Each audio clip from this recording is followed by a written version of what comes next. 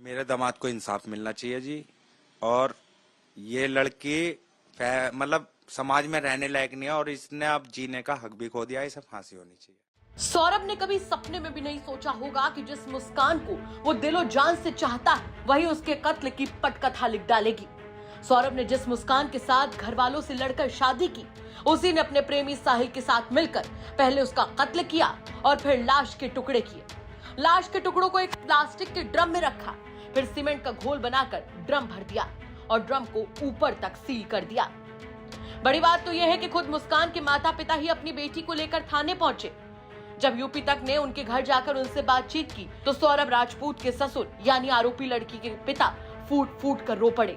वो कैमरे के सामने इंसाफ की गुहार लगा रहे हैं। उनका कहना है कि नशे की आदी उनकी बेटी ने उनके हीरे जैसे दामाद को उनसे छीन लिया। ऐसे में उनके दामाद को इंसाफ मिले और उनकी बेटी को फांसी की सजा।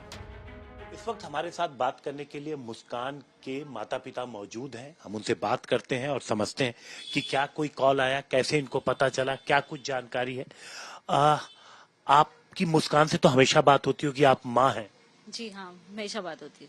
तो कभी आपको शक हुआ कि वो अपने पति से मतलब खुश नहीं है, अलग होना चाहती हैं? कोई ऐसी कभी झगड़ा, कभी कोई बात? नहीं, हम उससे हमेशा उसके साथ रहते थे, बात करते रहते थे। वो ये कहती थी, नहीं मम्मी मैं सौरभ से बहुत प्यार करती हूँ। तो आखिर कब आपको शक कब हुआ? ऐसी कौन सी बात मुस्कान ने कही जिससे आपको शक हुआ?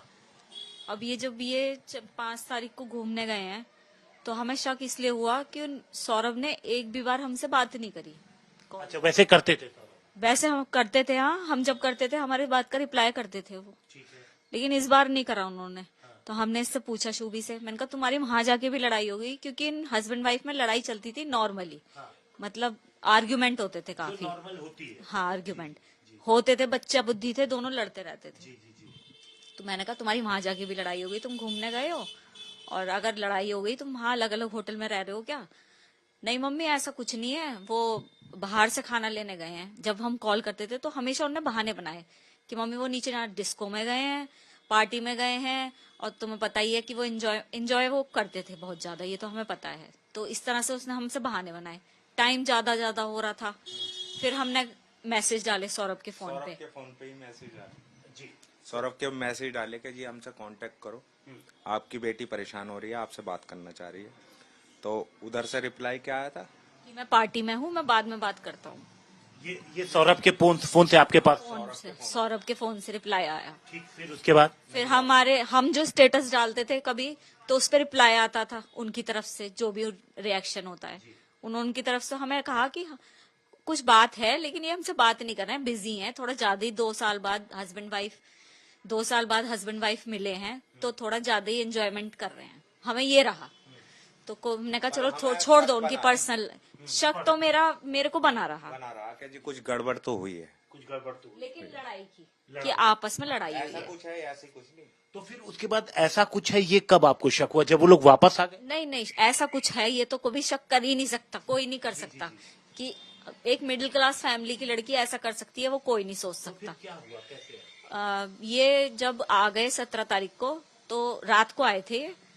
18 तारीख के 12 बजे ने मेरे को फोन करा, मम्मी मेरी पीहू से बात करवा दो। यानी कल सुबह मैंने पीहू से बात करवाई, बात करी, फिर मैंने करी। ये टेंशन में दिख रही थी, इसका चेहरा उतरा हुआ था, रो रही थी। वीडियो कॉल पे बात हो रही थी, रो रही थी। मैंने कहा बेटा क्या हुआ है, तेरी लड़ाई हुई है सौरभ से? कह रही हाँ मम्मी। तो मैंने कहा क्या बात हुई है, कुछ मिसअंडरस्टैंडिंग हुई है तो बताओ। तो कह रही मम्मी मैं घर पे आके बताऊंगी, यहाँ नहीं बता रही। यहाँ पे उसने इशारा करा, यहाँ सौरभ है, ऐसे करके इशारा कर दिया। मैंने कहा ठीक है तू घर आ जा। तो 4 बजे करीब ही आई, कल शाम को, मतलब हाँ। 4 बजे आई, मैंने ही गेट खोले थे, आई मेरे से चिपट गई। मैंने कहा शुभी क्या हुआ, ऐसी क्या लड़ाई हो गई तुम्हारी? इतनी लड़ाइयां होती है लेकिन ऐसे तो नहीं हुई कभी भी। कह रही मम्मी सौरभ जो है नहीं रहे। मैंने कहा पागल हो रही है तू, दिमाग चल गया? कह रही नहीं मम्मी सच कह रही हूँ मम्मी, सौरभ नहीं रहे। मैंने कहा नहीं कुछ बताओ बेटा। तो उन्होंने कहा कि मम्मी उसके घर वालों ने उसे मार दिया मेरे सामने। मैंने कहा अच्छा तू छोटी बच्ची है, तेरे सामने मार दिया और तूने कुछ नहीं करा? ऊपर भी रहते हैं रेंट पे, नीचे भी रहते हैं, काम होता रहता है बेकरी में, तेरे को बिल्कुल अंधी थी क्या?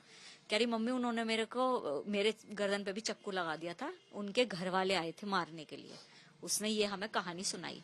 मैंने बिलीव नहीं करा। इन्होंने थोड़ा ऐसा दिखाया फेवर कि हाँ हम तेरी बात पे बिलीव कर रहे हैं। अच्छा, आप भी थे? जी मैं भी था। तो आपने बिलीव दिखाया? मैंने उसे बिलीव में लिया, पर मेरे को विश्वास नहीं हो रहा था, इसलिए मैं दिखाना चाह रहा था मैं तेरी तरफ हूँ। मैंने उसे विश्वास में लिया, पर वो झूठ बोलती रही, मेरे को विश्वास नहीं हो रहा था मेरे को भी। फिर मैंने कि बेटा तुम फंस गए हो, अब मेरे संग चलो थाने चलने। ये भी थी, मैं भी था। मैंने बीच में स्कूटर रोका, मेरे दिमाग में आई कि मैं कुछ और कहूँ इससे। मैंने उससे कहा कि बेटा अर्जुन तुमने कुछ गलत भी करा है ना, तो मैंने हमेशा से तेरा साथ दिया है और अब भी दूंगा तेरा साथ। तू मुझे हकीकत बता दे क्या हुआ है, क्योंकि तू जो बता रही है विश्वास नहीं है। वो परिवार अपने बेटे को मारेगा। तो इसने कहा कि मैंने मारा है और मेरे दोस्त ने मारा है। तब ये सच बोल गई मेरे से। उसके बाद फिर मैं इसे थाने ले गया। मतलब एक माता पिता अपनी बेटी को लेकर के खुद थाने गए? जी थाने गए तो वहां पर क्या कुछ बात हुई? कौन सा थाना था? ब्रह्मपुरी थाना। ब्रह्मपुरी। तो वहां पर कौन पुलिस वाले थे, क्या हुआ वहां पे, आपने क्या बोला? हमने जाते ही सारा मैटर समझाया, बताया। मैंने नहीं बोला था, शूबी ने खुद बता दिया कि ऐसे ऐसे मैंने अपने दोस्त के साथ मिलकर 4 तारीख को अपने हस्बैंड को मार दिया है। जो ये लड़का है साहिल, ये पहले पढ़ता था साथ में? 8th क्लास में ये क्लास फेलो थे, 8th में, और 2019 में ये सोशल मीडिया पर टच में आए दोबारा से। हाँ, और ये बात सौरभ को पता थी। ठीक है। सौरभ उन्होंने कुछ ब्लॉग भी करवाया, उनकी पर्सनल लाइफ थी, हमें नहीं पता इस बारे में, लेकिन ब्लॉग भी करवाया। लेकिन उन्हें ये भी पता था कि ये बात करती है उनसे, क्योंकि वो लंदन में रह के, उनके फोन में भी सब डिटेल्स मिल जाएंगी, लंदन में रह के इस पे पूरी नजर रखते थे अपने फ्रेंडों द्वारा। अच्छा, अपने दोस्तों के द्वारा। हाँ, इस पर नजर रखते थे। एक बार उन्हें कुछ शक हुआ होगा तो इसे फोन करके कह रहे हैं कि तुम रूम पर जाओ उसके, मुझे ठीक नहीं लग रहा। तो उस लड़की ने रूम नहीं खोला था। अच्छा, घर नहीं खोला था? अपना रूम का दरवाजा नहीं खोला, हमें अंदर नहीं लिया।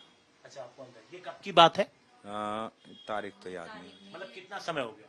5-6 महीने पहले। 5-6 महीने पहले की बात। तो जब उन्होंने रात को मुझे फोन करा, मैं और मेरा बेटा गया, तो हमने लैंडलॉर्ड ने मेन दरवाजे तो खोल दिए, लेकिन उसने रूम के दरवाजे नहीं खोले कि मम्मी ये जरूरत से अंदर से आवाज आई, मम्मी ये मुझ पे जरूरत से ज्यादा शक करते हैं, आपको भी करना है करो, लेकिन मैं ऐसे नहीं शो करने की कि हाँ मैं गलत हूँ। अब आपको विश्वास करना है तो करो और उन्हें करना है तो करो। लेकिन अगले दिन वो दोनों नॉर्मल, मैं बुरी बन गई। सौरभ और शुभी नॉर्मल थे, आपस में बात कर रहे थे व्हाट्सएप पे। मेरा को गुस्सा इसलिए आया क्योंकि उनने मेरे लिए दरवाजे नहीं खोले, क्योंकि हमारा तो दिमाग में शक जाएगा ही। उसने मेरे लिए दरवाजे नहीं खोले।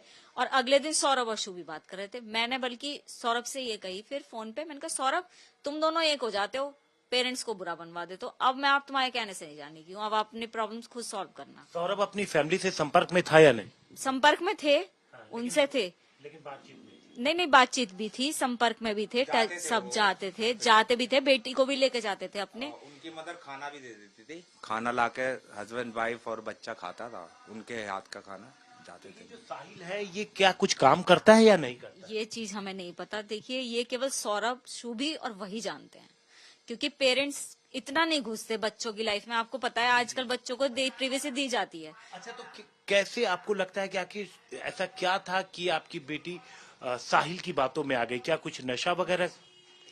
2 साल से जब सौरभ यहाँ नहीं थे, लंदन में थे, वो खुद बहुत नशे करता है लड़का, देखने में ही पता चलता है कि वो कैसा है। उसने इसे पहले धीरे धीरे दिए हैं नशे। हमें भी फील होता था कि एक बच्चे का 2 साल में इतना वेट कम कैसे हो गया। तो हमारे दिमाग में ये, मैं सौरभ से कहती, मैं सौरभ तुम्हारे याद में ही इसने 10 किलो वेट कम कर लिया है। तो कह रहा हाँ, उन्हें भी यही लगा कि ये मेरी वजह से हो रही है, लेकिन वो नशे कर रही थी। किस तरीके के? कभी कोई बात? इंजेक्शन अब बताया उनने कल हमें, भर के कल उनने हमें बताया था जाते समय। मैंने कहा बेटा तूने ये काम कैसे कर दिया, तू उंगली तो काट नहीं सकती, ऐसे कैसे कर दिया बाबू तूने? तब बताया मम्मी मैंने नशे के बिना नहीं रह सकती। सौरभ उन्होंने मुझे बताया, उसने साहिल ने मुझे बताया कि अब तुम नशे नहीं कर सकती, सौरभ आ गए हैं, अब हमें यहाँ से हटाना पड़ेगा लाइफ में से अपनी। और उसने उनकी बात पे एग्रीड करा। कुछ अजीब से बिहेव कर रही है लड़की, नशे की वजह से कर रही है। डिस्टर्ब है नशे की वजह से, तो वो अजीब सी बातें कर रही है। इंजेक्शन और क्या सिगरेट में सिगरेट में भर के, और पाउडर भी ले रखा है कोई, ड्रग्स वगैरह। ये उपलब्ध कराता था ये लड़का साहिल। और जिस दिन मर्डर हुआ है, मैंने कि क्यों करा तुमने ये काम, तो ये मेरी लड़की कह रही है कि उसने ये कहा कि अब हमें नशे करने को ये मंजूरी नहीं देगा और हम नशे नहीं कर पाएंगे, अब क्या करना है। तो उनने कहा इसे हटाना पड़ेगा, इसके दोस्त ने कहा इसे हटाना पड़ेगा, तभी हमें नशे मिल सकते हैं। उसके बाद ये इन्होंने कर दिया। तो बताया कि कैसे किया, मतलब उस वक्त क्या नशा था, कोई इंजेक्शन वगैरह?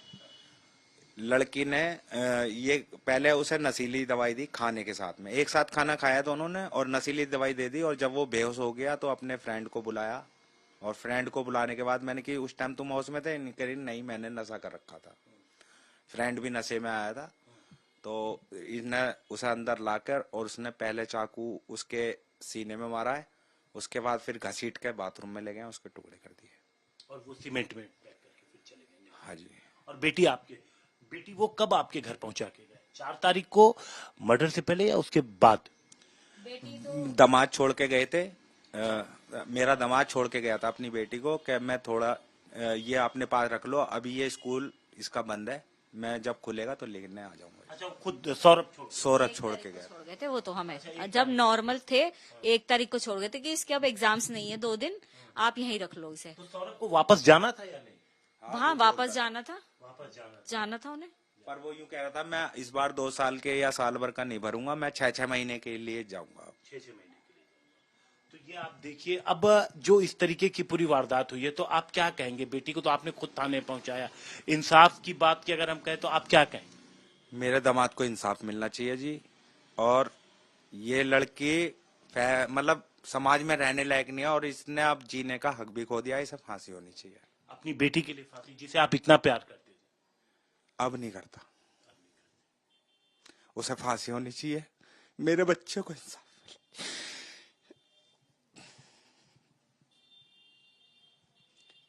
जस्टिस मिलना चाहिए। वो बहुत अच्छा था, ब्लाइंड लव करता था एक बच्चे की, मतलब उसके प्यार की कदर नहीं करी उसने, अपने मम्मी पापा तक को उसके लिए छोड़ दिया, अपने पैसे को ठुकरा दिया। इन पे करोड़ों की प्रॉपर्टी है, कैश भी है, सब कुछ है, उसने उसे ठुकरा के इसके संग में परेशानियां झेली हैं। उस परेशानियों को मैंने देखा है, थोड़ा बहुत मैंने सहयोग करा है, पर ये नहीं समझ पाई उसके प्यार को।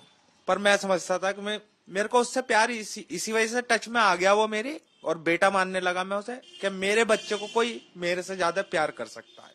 आपको बता दें कि सौरभ राजपूत की 2016 में मुस्कान से लव मैरिज हुई थी। सौरभ के परिवार वाले उनकी शादी से खुश नहीं थे, जिसके बाद वो अपनी पत्नी को ब्रह्मपुरी थाना क्षेत्र के इंदिरा नगर लेकर आ गए, जहां उन्होंने मकान किराए पर लिया और रहने लगे।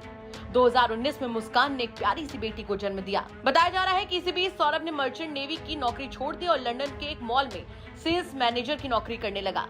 हालांकि अब तक इस बात की कोई पुष्टि नहीं हुई है, लेकिन इसी दौरान मुस्कान को इंदिरा नगर के ही साहिल शुक्ला से प्यार हो गया, और आखिर में सौरभ को भी दोनों के रिश्ते के बारे में पता चल गया। बताया जा रहा है कि 4 मार्च की रात मुस्कान ने प्रेमी साहिल को अपने घर बुलाया और उसके बाद इस खौफनाक वारदात को अंजाम दिया। इस वारदात को अंजाम देने के बाद आरोपी मुस्कान और साहिल शिमला घूमने निकल गए, और जब लौट कर आए तो मुस्कान ने अपने माता पिता को इस घटना की जानकारी दी, जिसके बाद वो खुद अपनी बेटी को लेकर थाने पहुंचे और अपने दामाद के लिए इंसाफ की गुहार लगाई।